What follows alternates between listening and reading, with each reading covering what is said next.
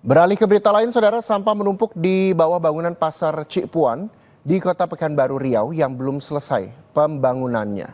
Sampah mengeluarkan aroma tidak sedap dan mengganggu aktivitas jual beli di pasar. Pasar Cipuan di Jalan Tuanku Tambusai, Kecamatan Sukajadi, Pekanbaru, Riau, terkepung sampah.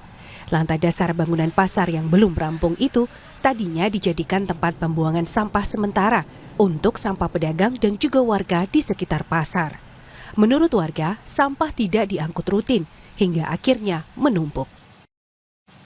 Sampah mengeluarkan bau tidak sedap, mengundang lalat dan mengganggu aktivitas pasar. Persoalan sampah di bangunan Pasar Cipuan yang terbengkalai itu bukan kali ini saja terjadi, namun sampah tidak kunjung terangkut habis, malah terus bertambah. Udah 1 bulan. Kondisi itu loh Pak, kadang mobil ada, kadang enggak.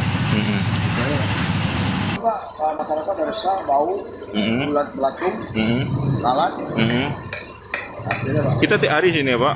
Iya Pak. Tiap hari sini. Kalau kita sebagai warga yang tiap hari beraktivitas di daerah sini, apa harapan kita nih Pak? Ya supaya sampahnya diangkat Pak, dan mobil rutin angkat untuk sampahnya. Pada 15 Januari lalu, penjabat wali kota Pekanbaru menetapkan status darurat sampah selama 7 hari.